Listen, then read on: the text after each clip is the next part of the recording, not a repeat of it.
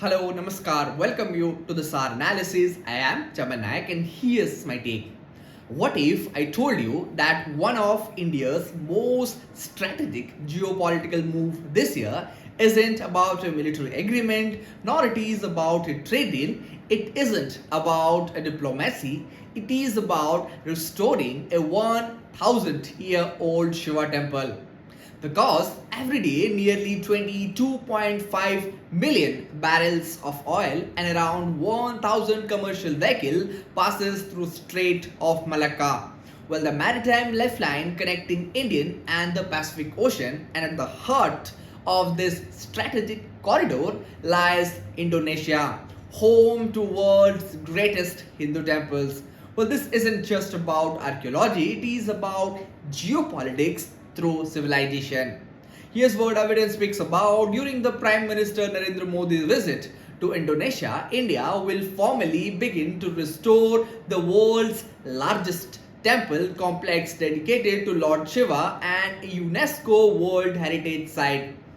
Well, at first glance, it appears to be the cultural preservation project, but strategically, it signals something larger. Well, for decades, the global power have expanded influence through military bases, infrastructure financing, and economic leverage. India is increasingly deploying something very different. Well, it is termed as civilization diplomacy. Well, unlike the transactional partnership that built around loans, security guarantee, India is investing in a shared history.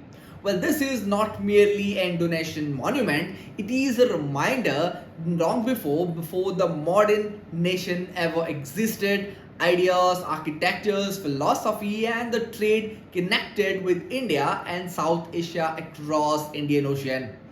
By restoring that legacy, India isn't exploring religion, India even exporting religion. It is reinforcing the historical relationship built on mutual respect and cultural continuity.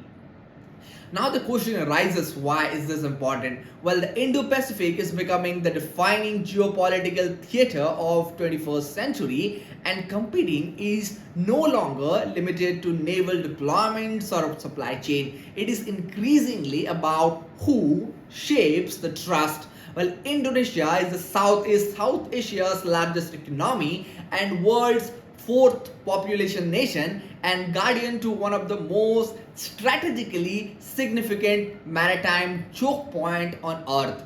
Well, when India helps to preserve Indonesia's cultural heritage, it strengthens that cannot be purchased through investment alone but strategic goodwill. This creates this political capital, reinforces long-term partnership, and deepens India's credibility as responsible regional power. The soft power is often misunderstood as symbolism, while in reality it reduces strategic frictions, opens diplomatic doors, and creates influence that military power alone cannot achieve. Well, the era of geopolitical competition, this cultural legitimacy is becoming the strategic asset, and India understands that increasingly well. Now, here's my take. This restoration isn't just about looking back at the history, it is about shaping the future of Indo-Pacific. Well, the great powers don't just build influence only with the aircraft carriers. It built through ideas, it can build through heritage, and most importantly, it built through trust that survives generation. India's greatest geopolitical advantage may not be what it manufactures, it may be the civilization it represents.